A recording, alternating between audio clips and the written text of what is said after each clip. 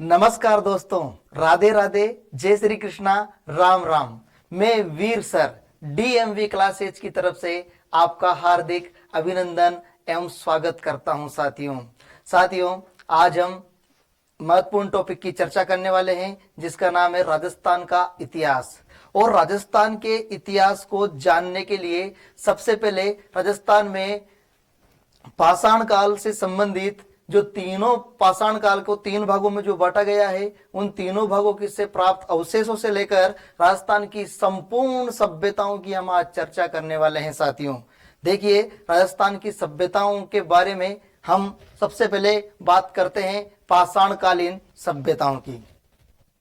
साथियों, राजस्थान में प्रागैतिहासिक काल के अवशेष, वैसे तो हमें पता है प्राग ऐतिहासिक काल की अगर बात की जाए तो प्राग ऐतिहासिक काल में हम भारत में सिंधु घाटी सभ्यता को प्राग ऐतिहासिक काल में रखते हैं। तो राजस्थान में कालीबंगा सभ्यता को हम प्राग ऐतिहासिक काल में रखते हैं क्योंकि ऐसी सभ्यताएं जिनके अवशेष तो प्राप्त हुए हैं, जिनकी लेखन सामग्री की भी प्राप्त हुई है, लेकिन उसको पढ़ा नहीं जा सका है। तो राजस्थान में प्रागैतिहासिक काल के अवशेषों की हम चर्चा करेंगे। तो हम बात करें मानव सभ्यता का जो युग है वो पाषाण युग माना जाता है। और इस काल में मनुष्य के जीवन के जो मूल आधार हैं वो पत्थर के उपकरण एवं हथियार थे, क्योंकि जाहिर सी बात है नाम में ही अर्थ निकलता है पाषाण काल, और पाषाण काल मतलब पत्थर का काल। साथियों अगर हम देखें तो राजस्थान में जो पाषाण काल के जो पाषाण युग था उसमें कौन कौन से क्षेत्र इसमें शामिल थे। तो राजस्थान में क्षेत्र बनास, बेड़ज, गंभीरी एवं चंबल नदी की घाटियों में इनके समीपवर्ती स्थानों की खुदाई से पता चलता है कि यहाँ प्रस्तर युगीन मानव निवास करता था। अगर हम प्रचलन की बात करें तो यहाँ के लोगों के प्रचलन में पत्थर के हथियार और उपकरण दोनों ये काम में लेते थे। तो पत्थर के हथियार और उपकरण यहाँ के प्रचलन में शामिल थे। साथियों मानव सभ्यता के उद्भव के इस काल को हम क्या कहते हैं? पाषाण काल कहते हैं। और पाषाण काल को कितने भागों में बांटा गया है? पाषाण काल को 3 भागों में बांटा गया है। पाषाण काल को कितने भागों में बांटा गया है? 3 भागों में। अब 3 भाग कौन कौन से हैं ध्यान से समझिए। नंबर 1 पूरा पाषाण काल, और पूरा पाषाण काल को अंग्रेजी में पेलियोलिथिक युग के नाम से भी जाना जाता है। पेलियोलिथिक एज या अर्ली स्टोन एज के नाम से भी इसे जाना जाता है। साथियों अगर हम बात करें पूरा पाषाण काल की, तो पूरा पाषाण काल का जो समय है, पूरा पाषाण काल का जो समय है वो समय कब से लेकर कब तक माना गया है? तो पूरा पाषाण काल का जो समय है वो माना गया है 1.5 से 2 लाख वर्ष पूर्व से 12,000 ईसा पूर्व तक इसका समय माना जाता है। और साथियों एक इंपॉर्टेंट बात और बता देता हूं मैं आपको। यहां पर जो हमारे को उपकरण मिले हैं वो चंबल, बनास और उनकी सहायक नदियों के किनारे पूर्व पाषाण कालीन उपकरण प्राप्त हुए हैं। इनके अलावा अन्य स्थानों पर से भी हमारे को उपकरण मिले हैं। साथियों जैसे हम स्थानों की बात करें तो कौन कौन से स्थानों पर हमारे को इस काल के उपकरण मिले हैं? हमारे को अजमेर, अलवर, चित्तौड़, भीलवाड़ा, जयपुर, झालावाड़, जालौर, जोधपुर, पाली और टोंक, इन स्थानों से हमारे को यहाँ से उपकरण देखने को मिलते हैं। साथियों अगर हम इनकी विशेष बात करें तो इनकी क्या विशेष बात रही है? साथियों ये जो विशेष है ये ही हम बात करें 2023 के एग्जाम में ये प्रश्न पूछा जा चुका है कि 1870 ईस्वी में सीए हेकट ने सर्वप्रथम जयपुर और इंद्रगढ़ से पत्थर से बनी पूर्व पाषाण काली हस्तकुटार खोजी। तो हम सीए हेकेट की बात करें साथियों, सीए हेकेट। अब सीए हेकेट तो ऑप्शन में था नहीं, लेकिन परीक्षा में यह प्रश्न इस प्रकार से पूछा गया है, निम्नलिखित में से राजस्थान में पूर्व पाषाण कालीन हस्तकुटीर कहां पर खोजी गई, तो इसमें जयपुर और इंद्रगढ़ ऑप्शन में था और यह आंसर माना गया था। इसीलिए हम इन पाषाणकालीन के जो तीनों भाग हैं उनकी चर्चा कर रहे हैं, क्योंकि परीक्षा में प्रश्न कहीं से भी आजकल एग्जामिनर पूछ सकता है। कुछ समय पश्चात, देखो ये भी अब इंपॉर्टेंट पॉइंट बन गया है हमारे लिए, कुछ समय पश्चात मेटनकार ने झालावाड़ से इसी युग के अनेक उपकरण खोज निकाले हैं। साथियों अगर हम बात करें तो जालोर से इस युग के उपकरणों की खोज का श्रेय बी आलचिन को जाता है। बी आलचिन को इस उपकरण की खोज का श्रेय जाता है। और कहां से? जालोर से इसके उपकरण का खोज का श्रेय भी जाता है बी आलचिन को। अगर हम स्थलों की बात करें तो स्थलों में देखिए साथियों, डीडवाना जो सबसे प्राचीन स्थल रहा है पूरा पाषाण काल का, उसके बाद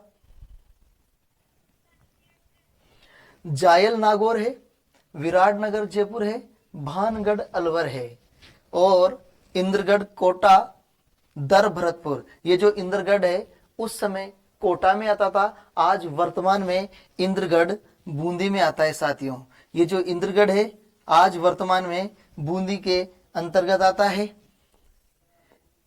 आज वर्तमान में ये बूंदी में आता है। लेकिन हमारी माध्यमिक शिक्षा बोर्ड राजस्थान अध्ययन कक्षा 10 की पुस्तक में ये दिया हुआ है, इंद्रगढ़ को कोटा लिखा हुआ है, तो हमने भी इसको कोटा ही लिखा है। लेकिन अगर व्यवहारिक रूप से आपसे ये प्रश्न पूछता है कि भाई इंद्रगढ़ कहां पर है वर्तमान में, तो इंद्रगढ़ बूंदी में आता है। साथियों देखो, अगर हम यहां से औजारों की बात करें तो यहां पर औजार क्या मिले हैं, मैंने आपसे सबसे पहले यही चर्चा की है कि जो पुरा पाषाणकालीन अवशेष हैं, तो पुरा पाषाणकालीन में यहाँ पर हस्तकुटीर का मतलब हैंड एक्स, कुल्हाड़ी मिली है। इसके अलावा क्लीवर और चापर चेपिंग के अवशेष हमारे को देखने को मिले हैं। साथियों अगर हम इनकी जीवन शैली की बात करें तो ये यायावर जीवन इनका रहा है, घुमंतु जीवन इनका रहा है, घूम घूम कर अपना जीवन यापन करते थे और अपना पेट शिकार कर कर अपना पेट भरते थे। इसके अलावा खाद्य संग्राहक थे ये, और सबसे इंपॉर्टेंट बात यह है कि आग से परिचित थे, आग से परिचय यानी परिचित थे, ये आग से परिचित थे। साथियों आपसे प्रश्न पूछ ले कि आग का आविष्कार किस काल में माना जाता है, तो आग का जो आविष्कार है वो पूरा पाषाण काल में ही माना जाता है। अब हम बात करेंगे नंबर 2, मध्यकालीन पाषाण काल यानी मेसोलिथिक युग। मेसोलिथिक युग, इसे मिडिल स्टोन एज के नाम से भी जाना जाता है, मिडिल स्टोन एज। साथियों अगर हम कंपटीशन की तैयारी कर रहे हैं तो हमारे को कुछ जो इंग्लिश वर्ड हैं वो भी जरूर याद रखना चाहिए, क्योंकि आजकल परीक्षा में अंग्रेजी वर्डों का सबसे अधिक प्रयोग किया जाने लगा है। क्योंकि हिंदी में भी अगर अंग्रेजी वर्ड लिख देंगे और उसका प्रोनाउंसिएशन भी अंग्रेजी में वही होगा तो हम कंफ्यूजन हो जाते हैं कि ये चीज कहाँ से मिली है। अगर मान लो हमें हस्तकुटीर न देके हिंदी में हैंड एक्स दे दिया कि भाई हैंड एक्स के अवशेष हमारे को राजस्थान में कहां से देखने को मिले हैं, अब जाहिर सी बात है हैंड एक्स हिंदी में लिखेगा तो अंग्रेजी में भी हैंड एक्स ही लिखेगा, इसीलिए हस्तकुटीर तो हमें याद रखना ही है, इसके साथ साथ हमारे को हैंड एक्स भी याद रखना पड़ेगा। साथियों अगर मध्य पाषाण कालीन की अगर हम बात करें तो मध्य पाषाण कालीन का जो समय है, मध्य पाषाण कालीन का जो समय है वो 12,000 ईसा पूर्व से 10,000 ईसा पूर्व तक माना गया है। अभी हमने पुरा पाषाण काल के समय की बात की, तो पुरा पाषाण काल में हमारे को जो समय दिया गया है 1.5 से 2 लाख वर्ष पूर्व से 12,000 ईसा वर्ष पूर्व तक हमारे को इसका समय देखने को मिला है। लेकिन 12,000 ईसा पूर्व से लेकर 10,000 ईसा पूर्व तक जो मध्य पाषाण काल है इसका समय माना जाता है। साथियों अगर यहाँ से हम उपकरण की बात करें तो हमारे को यहाँ से उपकरण जो मिले हैं वो मिले हैं मध्य पाषाण काल में पश्चिमी राजस्थान में लूणी और उसकी सहायक नदियों, इसके अलावा चित्तौड़ की बेड़च नदी की बात करें तो बेड़च नदी का जो उद्गम होता है वो गोगुंदा की पहाड़ियों से होता है वहां, और गोगुंदा की पहाड़ियां कहां पर है? उदयपुर में है, वहां से ये नदी निकलती है।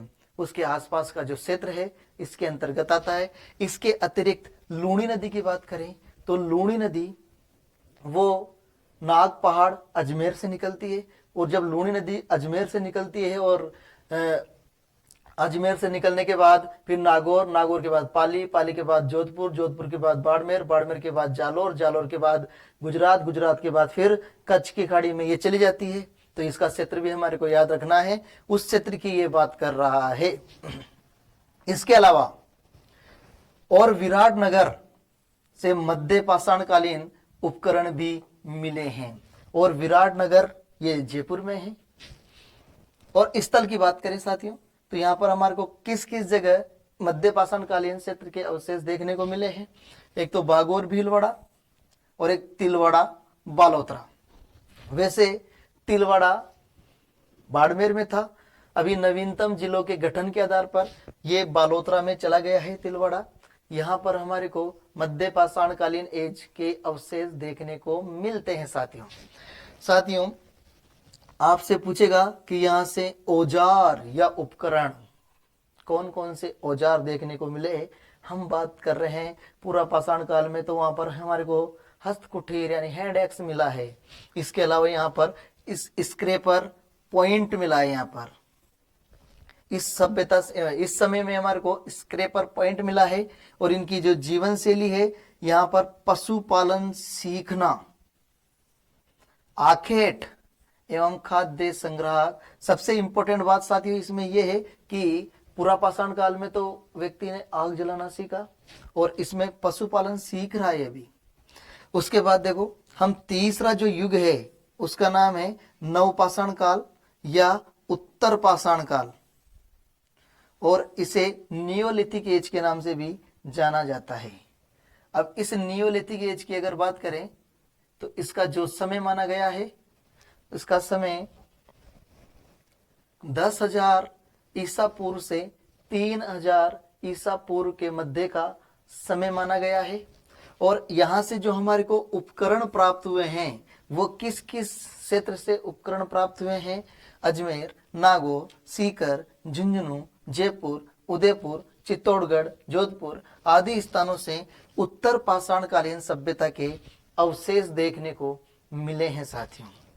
साथियों अगर हम इनकी जीवन शैली की बात करें तो ये लोग धीरे धीरे क्या करने लगे थे?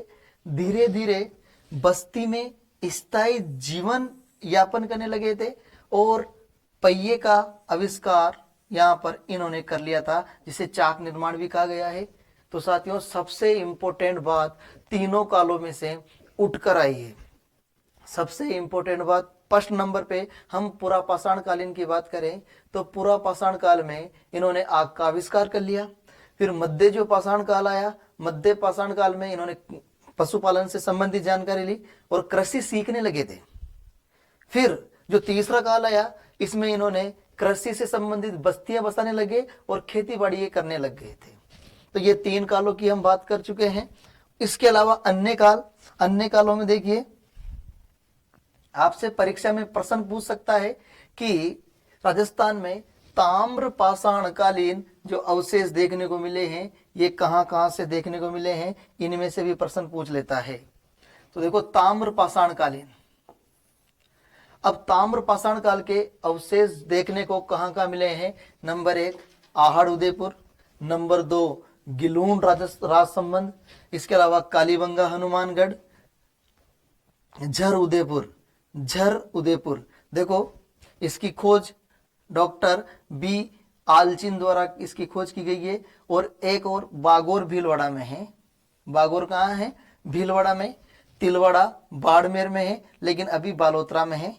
वर्तमान में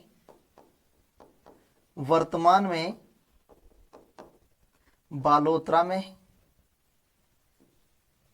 वर्तमान में बालोतरा में है ये।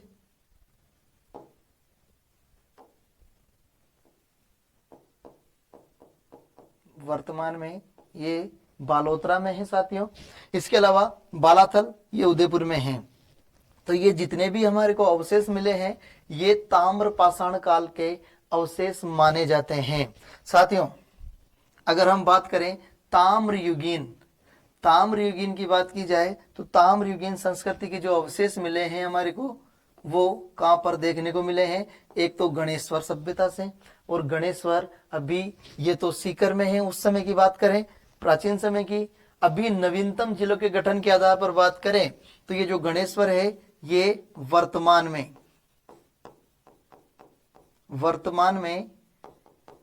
नीम का थाना जिले में स्थित है। इसके अलावा साथियों बेणेश्वर डूंगरपुर में है। बेणेश्वर त्रिवेणी संगम डूंगरपुर में माही की सहायक नदियां मिलकर एक त्रिवेणी संगम का निर्माण करती है बेणेश्वर में, जो कि डूंगरपुर में स्थित है। और सो यानी सोम, जा यानी जाखम, मा यानी माही, ये 3 नदियां यहाँ पर आकर मिलती है बेणेश्वर नामक स्थान पर। और बेणेश्वर में भी एक गांव है नवटापरा या नवाटपुरा नामक स्थान पर, ये यहाँ पर आकर मिलती है। और साथियों जो बेणेश्वर की स्थापना की वह संत माऊजी ने की थी। और संत माऊजी ने, आपको अच्छी तरह पता है, यहाँ पर संत माऊजी ने निष्कलंकी संप्रदाय चलाया था। हम चर्चा करें नंदलालपुरा, किराड़ोद, चौथवाड़ी, ये सब के सब स्थान जयपुर में हैं। यहाँ पर ताम्रयुगीन संस्कृति के अवशेष देखने को मिले हैं। इसके अलावा साबणिया, पुंगल, ये बीकानेर में है, यहाँ पर भी हमारे को ताम्रयुगीन संस्कृति के अवशेष देखने को मिले हैं। बूढ़ा पुष्कर ये अजमेर में है, यहाँ से भी ताम्रयुगीन संस्कृति के अवशेष देखने को मिले हैं। कुराड़ा से भी मिले हैं। कुराड़ा ये परबतसर नागौर में है। पिंड पाडलिया ये चित्तौड़गढ़ में स्थित है साथियों। इसके अलावा अगर हम बात करें साथियों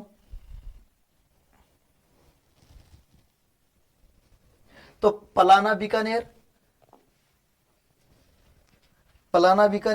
यहां से भी संस्कृति के अवशेष देखने को मिले हैं। कोल, माहौली, सवाई माधोपुर, मलाह, भरतपुर, यहां से भी इस संस्कृति के अवशेष देखने को मिले हैं। पलाना बीकानेर, ये अगर हम राजस्थान के भूगोल की बात करें तो राजस्थान में कोयले के सबसे ज्यादा भंडार पलाना बीकानेर में देखने को मिलते हैं। लिग्नाइट प्रकार का कोयला देखने को मिलता है साथियों यहाँ पर। तो देखो लोहयुगीन, अब लोहयुगीन संस्कृति के अवशेषों की बात की जाए तो लोहयुगीन संस्कृति के अवशेषों में हमारे को कौन कौन से स्थान देखने को मिले हैं। एक तो नोह भरतपुर, ये जो नोह भरतपुर, विराटनगर, जोधपुरा, सांबर, ये जयपुर ग्रामीण में है। यहां से हमारे को लोहयुगीन संस्कृति के अवशेष देखने को मिलते हैं। साथियों लोहयुगीन संस्कृति के अवशेष देखने को मिलते हैं। और हम आज वर्तमान परिप्रेक्ष्य में देखें तो राजस्थान में सर्वाधिक लोहे का जो उत्पादन होता है वो भी जयपुर में ही होता है, मोरिजा बानोला। इसके बाद बात करें सुनारी की सभ्यता झुंझुनू में, जो कि लोहयुगीन सभ्यता की मानी जाती है। रेड, नगर, नेणवा, ये टोंक में है। अभी वर्तमान में जो नेणवा है ये बूंदी में है साथियों। वर्तमान में बूंदी में है, लेकिन हमारे माध्यमिक शिक्षा बोर्ड में ये नेणवा टोंक कर रखा है। लेकिन वर्तमान परिप्रेक्ष्य में थोड़ा व्यवहारिकता से अगर आपसे पूछे तो ये बूंदी में है। भीनमाल जालोर में है। नगरी चित्तौड़गढ़ में है। इसके अलावा चक 84 और तरखान वाला ये गंगानगर में है। यहाँ से हमारे को लोहयुगीन संस्कृति के अवशेष देखने को मिलते हैं। साथियों अब इन पाषाणकालीन अवशेषों को ध्यान में रखने के बाद हमारे को इनको थोड़ा थोड़ा देख लेना है।